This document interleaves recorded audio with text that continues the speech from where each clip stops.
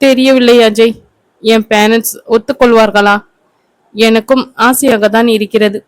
நானும் என் சங்கீத சம்பந்தமாக கொஞ்சம் நாட்கள் இந்தியாவுக்கு போகலாம் என்று நினைத்திருந்தேன்.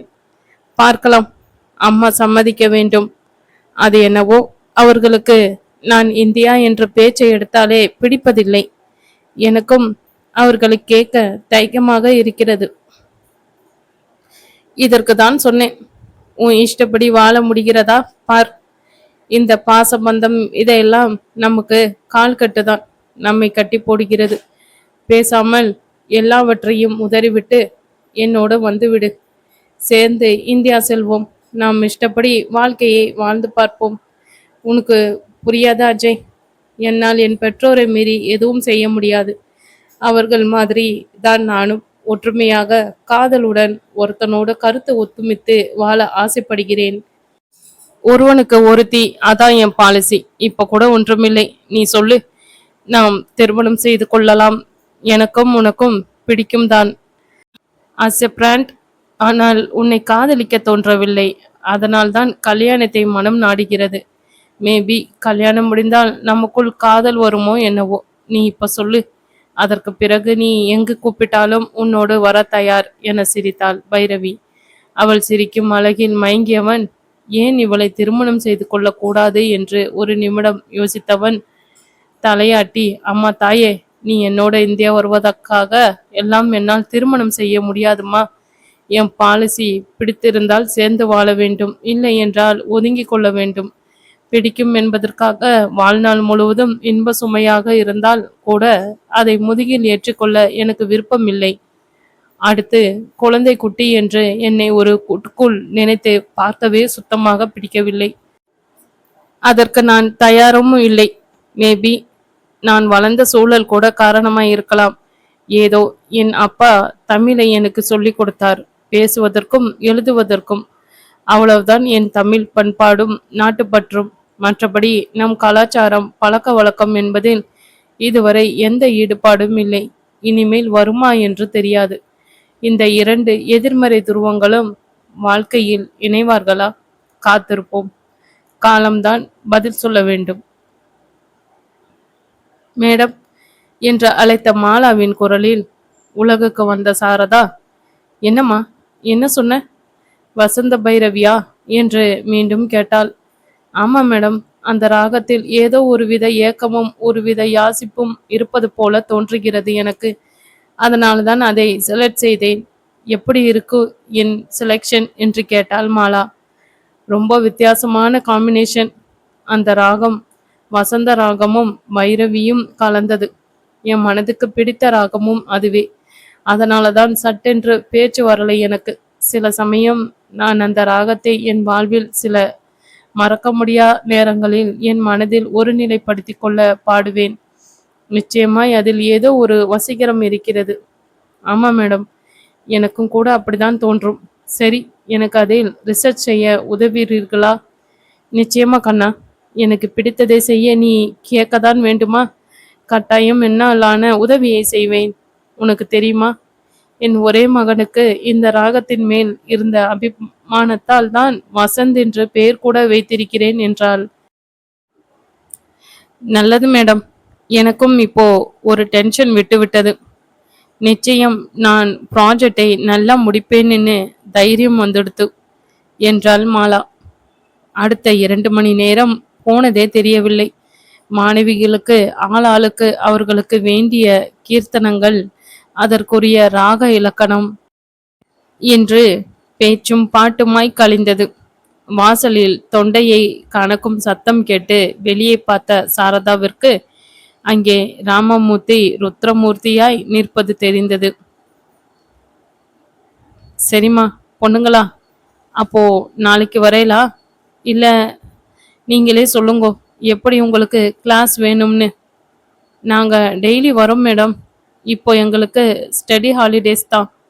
அடுத்த 2 மாசமும் எங்களுக்கு அவ்வளோ ப்ரெஷர் இருக்காது. அப்புறம் மேடம், இந்த ஃபீஸ் பத்தி எல்லாம் நீங்க இன்னமும் சொல்லலையே என்றாள் கலா. நான் அதிகமா இந்த மாதிரி ரிசர்ச் ஒர்க்குக்கு எல்லாம் கிளாஸ் எடுத்தது கிடையாது. அதனால நீங்களே டிஸ்கஸ் பண்ணி எவ்வளோன்னு சொல்லுங்கோ. அது போதும் நேக்கு என்று கூறி தம்புராவை உரையிலிட்டு எடுத்து வைத்தாள். சரி மேடம், நாங்க அப்போ நாளைக்கு வரப்போ பேசிட்டு உங்களுக்கு சொல்றோம். நாங்க போயிட்டு நாளைக்கு வரோம் என்று கூறி விடை பெற்றனர். இதோ வந்துட்டேனா? சாரி, ஒரு 10 நிமிஷம் அதிகமாயிடுத்து இன்னைக்கு. இதோ இலைய போட்டுடுறேன், வாங்கோ என்று கணவரை பேச விடாமல் மளமளவென்ற கூடத்திற்குள் சென்று கிச்சனில் மறைந்தாள் சாரதா. டைனிங் டேபிளில் அமர்ந்தவர் ஒன்றும் பேசாமல் அவள் பரிமாறி முடிக்கும் வரை காத்திருந்தார். பின்னர், சாரு, நீ எப்போ மகாராணியான? அதுவும் பீஸ் பத்தி பேசக்கூட வேணாம்னு சொல்ற அளவுக்கு என்று நிஷ்டூரமாய் கேட்டவரை பார்த்த சாரதா, ஏனா அந்த குழந்தைகள் எல்லோரும் இப்பதான் படிச்சுட்டு இருக்கா. நானும் இந்த மாதிரி கிளாஸ் எல்லாம் அதிகமா எடுத்தது கிடையாது. ஏதோ குழந்தைகள் பெண்கள் பெரியவான்னு சங்கீதம் வாரம் ஒருத்தருக்கு 2 கிளாஸ்ன்னு எடுத்துட்டு ஒரு கிளாஸுக்கு இவ்வளவுன்னு வாங்குறேன். மாசம் 8 கிளாஸ் ஒருத்தருக்கு அப்படி வாங்குறேன். இவெல்லாம் டெய்லி ஒரு மாசத்துக்கு வரப்போறான். அவ கிட்ட போய் நான் ஒரு கிளாஸுக்கு வாங்குற மாதிரி தினமும் 200 ரூபாய் கேட்க முடியுமா? அது நனவா இருக்கும்? அது தவிர நீங்க எப்போதுல இருந்து இப்படி கணக்கு பார்க்க ஆரம்பிச்சேன்? ஓ, அவ்வளோ பெரிய மனுஷி ஆயிட்டியா நீ? நோக்கு தெரியாதுண்ணா, நான் அங்க தானே இருந்தேன்.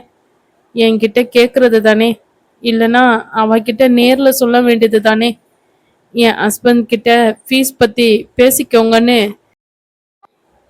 காத்தால எங்க அம்மா பத்தி பேசினியே, ஏன் உன்னை வேலைக்கு போக விடலன்னு. நீ இப்படி தானே பெரியத்தனம் பண்ணுவேன்னு தானோ என்னமோ உன்னை உத்தியோகத்துக்கு அனுப்பல. ஏனா நீங்க கொஞ்சம் யோசிங்க, நான் என்ன பண்ண முடியும்? நீ தான் சார் யோசிக்கணும். இன்னமும் நம்ம பிள்ளை செட்டில் ஆகல, பொண்ணுக்கு கல்யாணம் பண்ணல.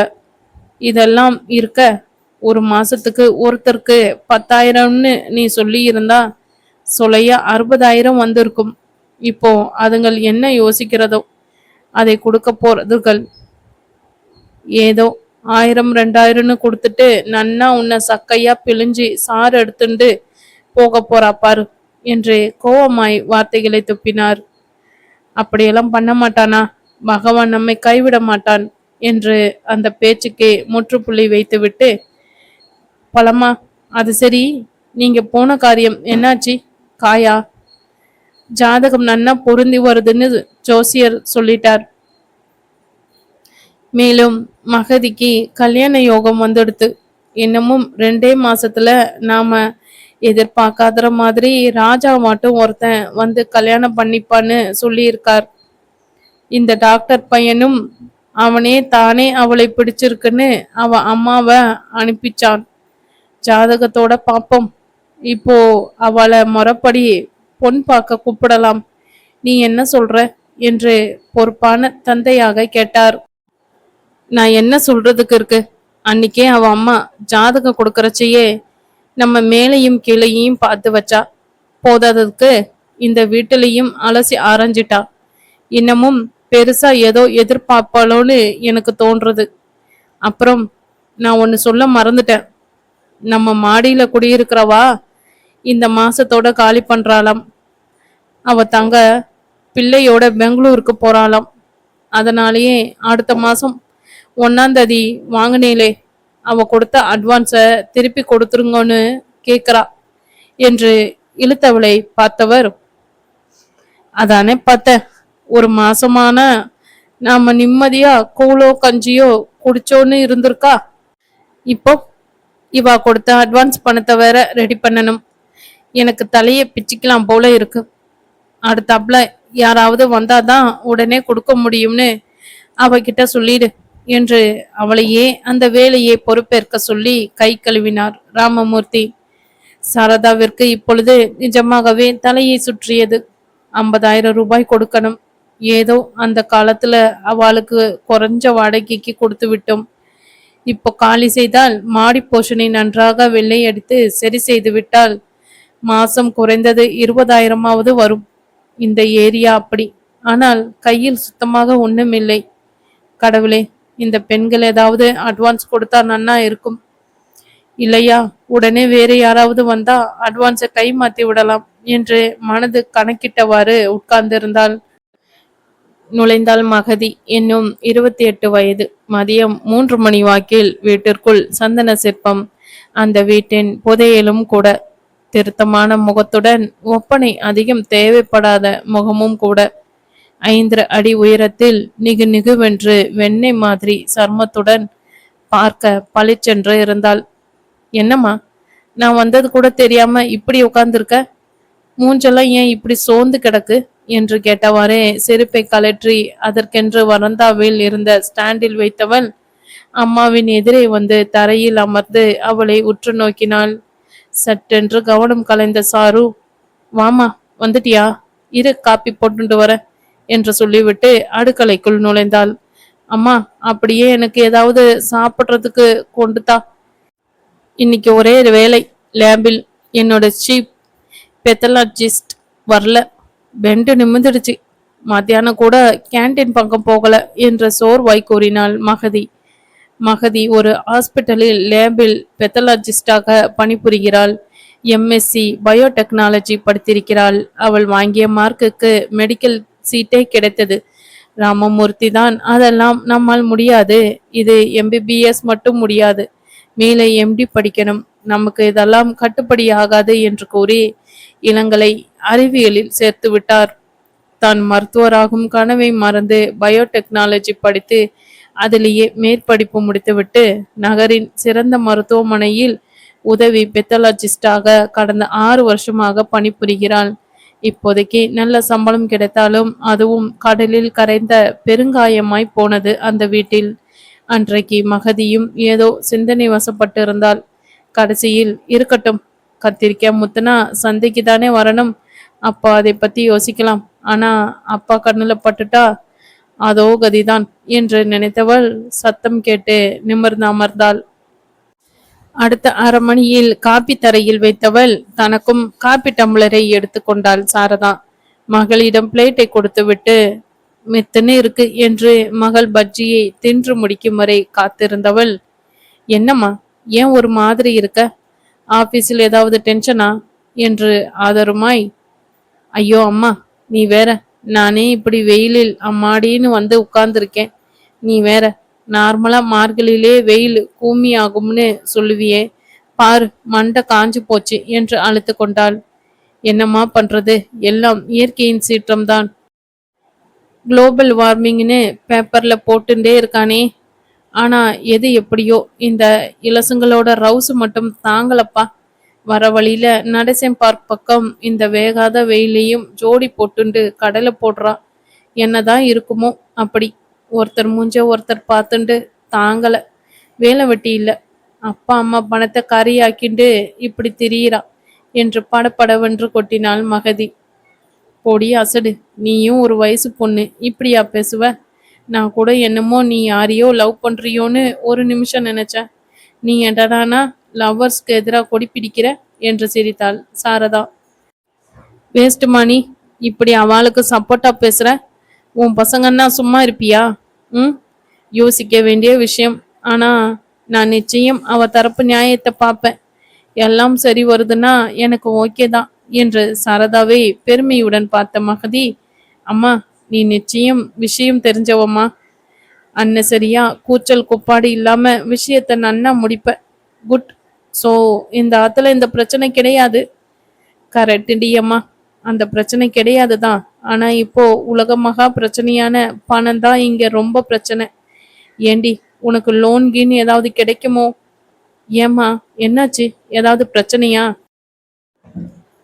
ஏதாவதா? எத்தனைன்னு கேளு.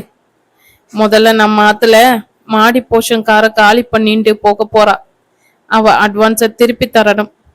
2வது, வசந்த் ஏதோ கோச்சிங் சேரணும்னு அப்பா கிட்ட சொல்லிட்டு இருந்தான், அதுக்கு கொஞ்சம் பணம் வேணும். 3வது, உன்னை பொண்ணு பார்க்க வர சொல்லணும் அந்த டாக்டர் ஆத்துல. மார்கழி கழிஞ்ச விட்டுதான் ஜாதகம் பொருந்தி வருது.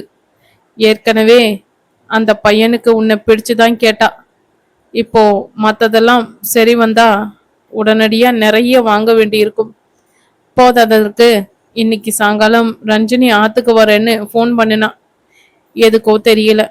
அவ வந்தாலே ஏதாவது பிரச்சனையோட தான் வருவா. ஸ்டாப் ஸ்டாப், போதும். இதுவே எனக்கு தலைய சுத்துறது. நமக்கு கொடுப்பன அவ்வளவுதான் அம்மா. அக்கா வருவா, அதை சாக்கிட்டு மாப்பிள்ள வருவார். இவ வந்தா அவ வருவா. இதே பொழப்பு 2 பேருக்கும். அட்லீஸ்ட் ரஞ்சு அக்காவாது பாவம், வாயில்லா பூச்சி. அவளுக்கும் சேர்த்து உன் மாப்பிள்ள தான் பேசுவார். ஆனா கல்யாணி அக்காவோ ஊருக்கே சேர்த்து பேசி காதுல ரத்த வர வளைக்காம விடமாட்டா. எல்லாம் நம்ம கெட்ட விதி தான் காரணம் என்று நெற்றியை தடவினாள் மகதி. அம்மா, அதை விடு. இவ 2 பேரும் நமக்கு டென்ஷன் தான். இதுல நீ இருக்கிறது போறாதுன்னு என்னையும் கொண்டு போய் யார்கிட்டயாவது மாட்டி விடணும்னு பிளான் போடுற. எங்கே போய் நான் முட்டிக்க? சரி சரி, மூஞ்சிய தூக்காத. உன்னோட புது ஸ்டூடெண்ட்ஸ் எல்லாம் எப்படி? நன்னா பாடுறாளா? பிக்கப் பண்ணிடுவாளா என்று தாயை விசாரித்தாள். புத்திசாலி குழந்தைகள்டி, நன்னா ஆழ்ந்து கத்துக்கிறா. நீதான் சங்கீதத்தை பாதிலேயே விட்டுண்ட. உன் குரலுக்கும் ஞானத்துக்கும் நீ எங்கேயோ போயிருப்ப. உன் அக்கா 2 பேரும் இன்ட்ரெஸ்ட் இல்ல சங்கீதத்துல. நீயாவது எனக்கு பின்னாடி இந்த பாரம்பரியத்தை எடுத்துட்டு போவேன்னு பார்த்தா அதுவும் இல்ல. வசந்துக்கு சுத்த மோசம். ஸ்ருதியே நிக்கல. எனக்கு அப்புறம் யாரும் இல்ல நம்ம ஆத்துல. வருத்தமா இருக்குடி. ஏண்டி, உன்கிட்ட ஒண்ணு கேட்கணும். இன்னைக்கு வந்த பொண்ணுங்கள மாலான்னு ஒரு பொண்ணு நீங்க ஸ்கைப்ல எடுப்பேலான்னு கேட்டா. அப்படின்னா என்னடி?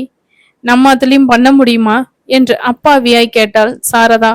அம்மா, அது கம்ப்யூட்டர் வழியா இன்டர்நெட் மூலமா சொல்லித்தரது. நாம போன்ல பேசுறா போல வீடியோவோட நீ அந்த பக்கம் இருக்கிறவால பார்த்துட்டே பேசலாம், பாடலாம். இதனால நீ எங்க வேணாலும் இருந்துட்டு யார வேணாலும் பார்த்து பேசலாம். இப்பெல்லாம் அமெரிக்கா மற்ற நாட்கள்ல இருக்கிறவா இந்தியாவுல இருக்கிற தங்க குடும்பங்களோடு பார்த்து பேச இதுதான் நிறைய யூஸ் பண்றா. இந்தியாவிலேயும் நீ எங்க வேணா யாரோடையும் இது வழியா தொடர்பு கொள்ளலாம். இன்ஃபேக்ட் நீ பாட்டு கிளாஸ் கூட எடுக்கலாம். வெளிநாட்டுல இருக்கிறவாளுக்கு இந்த மாதிரி வெளிநாட்டு கிளாஸ்களில் நல்ல வருமானம் உண்டு. அம்மா, நீ கூட ஏன் இந்த மாதிரி ட்ரை பண்ணக்கூடாது என்று தாயை கேள்வியை பார்த்தாள் மகதி. ஆமாம், நான் கிளாஸ் எடுக்க ரெடியான. யார் சேருவா? எல்லோரும் எப்படி தெரியும்? அப்புறம் கம்ப்யூட்டர் என்று கேட்டவளை பார்த்து உற்சாகப்படுத்தும் வகையில் சிரித்தாள் மகதி. கவலையை நீ விடு. கடவுளா ஒரு வழி காமிக்கிறார். அதை நாம் பயன்படுத்தி பார்ப்போம் என்றவள் கையெலும்ப பின்பக்கம் விரைந்தாள். பின்கட்டிற்கு போனவளுக்கு தன் தம்பியின் லேப்டாப்பை அம்மாவுக்கு சிறிது நேரம் கொடுத்தால் அவள் கிளாஸ் நடத்த ஏதுவாய் இருக்கும் என்று நினைத்து கொண்டவளுக்கு இப்பொழுது வேறு ஒன்றும் ஞாபகம் வந்து தொலைத்தது. யார் அவள்? வசந்துடன் கை கோர்த்தபடி பார்ப்பக்கம் நடந்து சென்றது. அடுத்த 1 வாரம் நேரம் ரெக்க கட்டி பறந்தது பைரவிக்கு. காலை 5லிருந்து 2 மணி நேரம் விடாமல் சங்கீத சாதகம் செய்வது. பின்னர் 9 மணிக்கு தனது மருத்துவ ஆராய்ச்சி கூடத்திற்கு சென்று தன் வேலையை தொடர்வது. அங்கிருந்து மாலை 5 மணி அளவில் நேராக தனது சங்கீத குரு வேதா மாமி வீட்டிற்கு சென்று மீண்டும் சங்கீத பிராக்டிஸ் செய்வது. இரவு 9 மணிக்கு வீட்டுக்கு மீண்டும் திரும்புவது என்று அவளது நேரம் சீராக ஓடிக்கொண்டிருந்தது. போன வீக்கெண்டில் அஜயுடன் வெளியே சென்றதுதான். அதன் பின்னர் 2 முறை போனில் பேசியதுடன் சரி. அஜயுமே மேடம் பிஸி என்று கிண்டல் எடுத்துவிட்டு தன் ஆராய்ச்சியில் மூழ்கிவிட்டான். அஜய் எப்பொழுதுமே அடுத்தவர்களுக்காக பார்ப்பவன். தன்னால் யாருக்கும் எந்த விதத்திலும் தொந்தரவு வராமல் பார்த்து கொள்வான். பைரவி சங்கீத விழாவிற்கு பிஸியாக இருப்பதை பார்த்தவன் அவளுக்கு எந்த விதத்திலும் டிஸ்டர்ப் செய்யாமலேயே இருந்தான். இதோ அவளது இசை நிகழ்ச்சியும் ஒருவராக நல்லபடியாக முடிய அவளது குரு வேதமாமியின் மூலம் பல இந்திய கர்நாடக பாடகர்களின் அறிமுகம் கிடைத்ததில் பைரவி மகிழ்ச்சியாகவே இருந்தாள். கச்சேரியை ஒரு வழியாக முடித்தவள் தன் பெற்றோர்களுடன் அஜயின் காரில் வீட்டுக்கு திரும்பி கொண்டிருந்தனர். அன்று அஜய் பைரவியின் இசை விழாவிற்கு அவளது பெற்றோர்களை தனது காரிலேயே அழைத்து வந்திருந்தான். நிகழ்ச்சி முடிந்து ஒரு வழியாக எல்லோருடனும் சற்று நேரம் கலந்து உரையாடிவிட்டு அமெரிக்க தமிழ் சங்கம் ஏற்பாடு செய்திருந்த இரவு சிற்றுண்டி வகைகளை ஒரு பிடி பிடித்து திருப்தியாக அங்கிருந்து கிளம்பினர். அஜய் காரை ஓட்ட அவன் அருகில் பைரவி அமர்ந்திருக்க, கமலாவும் விஸ்வநாதனும் காரின் பின் இருக்கையில் அமர்ந்திருந்தனர். அன்றைய விழாவை பற்றியே பேசிக் கொண்டிருந்தனர். சற்று நேரம் கழித்து டாக்டர் விஸ்வநாதன் அஜயிடம் அவனது கேன்சர் ரிசர்ச் ப்ராஜெக்ட் பற்றி கேட்டுக்கொண்டிருந்தார். அஜய் பைரவியின் தந்தையிடம் உற்சாகமாக பேசிக்கொண்டே வந்தான். மருத்துவ ஆராய்ச்சி பற்றி பேசிக்கொண்டே வந்தவர்கள், கமலா திடீரென்று இப்பொழுதெல்லாம் மருத்துவத்துறையில் என்னென்னவோ புதுமை செய்கிறார்கள். எங்கள் காலத்தில் கேன்சர் என்றால் ஏதோ ஒரு கொடிய உயிர்கொல்லி வியாதி என்ற ரீதியில் தான் இருந்தது. இப்பொழுது பார், இதையெல்லாம் முதலிலேயே கண்டுபிடித்து அதற்குரிய வகையில் சிகிச்சை எடுத்துக்கொண்டால் குணமாகி உயிர் பிழைக்க வழி இருக்கிறது என்கிறார்கள் என்று பொதுப்படையாக சொல்ல, எஸ் ஆண்டி, நீங்கள் சொல்வது 100% சரியே. கேன்சர் என்று இல்லை, எந்த நோயாய் இருந்தாலுமே அதை தீர்ப்பது எத்தனையோ வித சிகிச்சை முறைகள் வந்துவிட்டன. வெறும் ஆங்கில முறை மருத்துவத்தோடு ஹோமியோ, ஆயுர்வேதம், சித்தா என்று விதவிதமான மருத்துவ முறைகள் போட்டி போடுகின்றன என்ற அஜயை, நீ சொல்லுவது சரிதான் அஜய். எங்க காலத்தில் மருத்துவ படிப்பு என்பது ஏதோ ஒரு பெரிய விஷயம் மாதிரி இருந்தது. ஆனால் இப்பொழுது பார், ஆங்கெங்கே மருத்துவம் படிக்க கல்லூரிகள், விதவிதமான மருத்துவ முறைகள், ஒன்று இல்லை என்றால் இன்னொன்று வகையான மருத்துவ படிப்பு என்று வந்துவிட்டதில் டாக்டர் தொழில் என்பது சர்வசாதாரண விஷயமாக போய்விட்டது. இது ஒரு வகையில் மருத்துவ தொழிலை ஊக்குவித்தாலும் எத்தனை பேர் இதில் உண்மையாக படிக்கிறார்கள் என்று தெரியவில்லை. இதுவும் ஒரு வகை தொழில். நோயை பார்த்தால் நமக்கு கைமேல் பணம் என்ற ரீதியில் உலகம் போய்கொண்டிருக்கிறது. நம் கையில் இருப்பது ஒரு உயிர் என்று யாருமே நினைப்பதில்லை.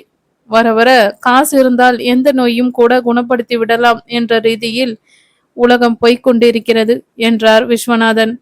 அப்படி ஒரேடியாக சொல்லிவிட முடியாது அங்கிள். மொத்த மருத்துவ உலகமே பணத்தை சுற்றி இயங்குவதாக பொதுப்படியாக சொல்ல முடியாது. இங்கேயும் எத்தனையோ பேர் சேவை மனப்பான்மையோடு இருக்கிறார்கள். நீங்கள் இந்த ஃபீல்டில் இருப்பதால் உங்களுக்கும் தெரியுமே. எத்தனையோ இலவச முகாம்கள், ஃபவுண்டேஷன்கள் என்று உலகம் பூராவும் பரவிதான் வருகிறது.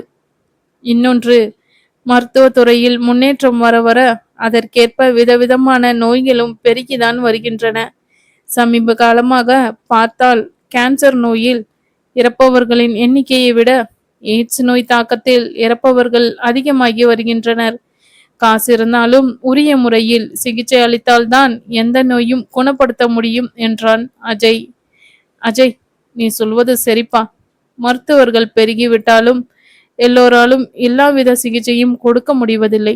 ஒவ்வொரு துறையில் ஏற்றவாறே மருத்துவர்களும் சிறப்பு பயிற்சி எடுக்க வேண்டியிருக்கு. பணம் கொளிக்கும் என்று தப்பான வைத்தியம் பார்த்தால் அந்த மருத்துவன் கதி அதோ கதிதான். இப்போதெல்லாம் மக்களுக்கு நல்ல விழிப்புணர்வு வந்திருக்கிறது.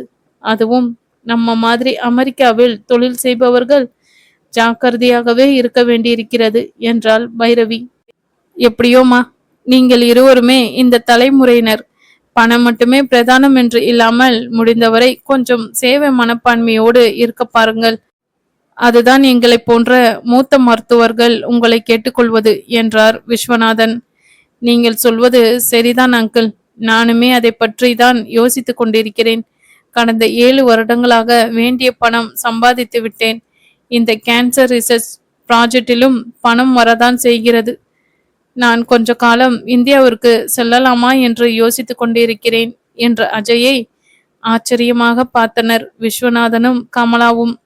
பைரவிக்கு இந்த விஷயம் முன்பே தெரியுமாதலால் முகத்தில் எந்தவித உணர்ச்சியும் காட்டாமல் காரை லாவகமாக ஓட்டும் அஜயை பார்த்து கொண்டிருந்தாள். முதலில் சுதாரித்த விஸ்வநாதன், என்ன அஜய், என்ன திடீரென்று, அதுவும் இந்தியா? இங்கே உன்னுடைய ப்ராஜெக்ட் நன்றாக போய்கொண்டிருக்கிறதே. அதோடு உன் ப்ராஜெக்ட் வேறு இருக்கிறதே. என் ப்ராஜெக்ட் முடிய வடியும் நிலையில் இருக்கிறது அங்கிள். கொஞ்ச காலம் எனக்கு இந்தியா போகணும். உங்களுக்கு தான் தெரியுமே. என் தந்தை என் தாயாரை மணப்பதற்கு முன் இந்திய பிரஜை என்று பெற்றவர்களை உதறிவிட்டு பொறுப்பை தட்டி கழித்து அமெரிக்க பெண்ணை மணந்து அவர் மூலம் அமெரிக்க குடிமகனானவர். என் அன்னையோடு ஒழுங்காக வாழ்ந்தாரா? அதுவும் இல்லை. அவருக்கு துரோகம் செய்து விவாகரத்து வாங்கி கொண்டார். இருவருமே வேறு துணையை தேடிக்கொண்டனர். கேன்சர் நோய் தாக்கி என் அன்னை இறந்தவுடன் அமெரிக்கக்காரரான என் அம்மா என் மீது எழுதி வைத்திருந்த பணத்திற்காக என்னுடன் உறவை புதுப்பித்தார். இந்திய தகப்பனை தான் அவருமே கார்டியனாக போட்டு இருந்தார். 10 வயது சிறுவன் நான். வேறு என்ன செய்திருக்க முடியும்? என்னுடன் இருந்த கொஞ்ச காலம் என்னுடன் பாசமாகவே தான் இருந்தார். ஒரு கார் விபத்தில் தன் இந்திய மனைவியுடன் சிக்கியவர், சாகும் முன்பு தன் இந்திய குடும்பத்தரிடம் என்னை தொடர்பு கொள்ள சொன்னவர். அவர்கள் மன்னித்தால்தான் அவர் ஆத்மா சாந்தி அடையுமாம். தன் குடும்பத்தவர் பற்றி டைரியில் எழுதி வைத்திருக்கிறார். என்னமோ வேண்டாத சென்டிமெண்ட். இத்தனை வருடங்களாக அதை பற்றி நான் சிந்திக்கவில்லை. இப்போ நானுமே கொஞ்ச நாட்கள் இந்தியாவிற்கு சென்று அங்கே என்னால் முடிந்த இலவச சேவை செய்ய விரும்புகிறேன்.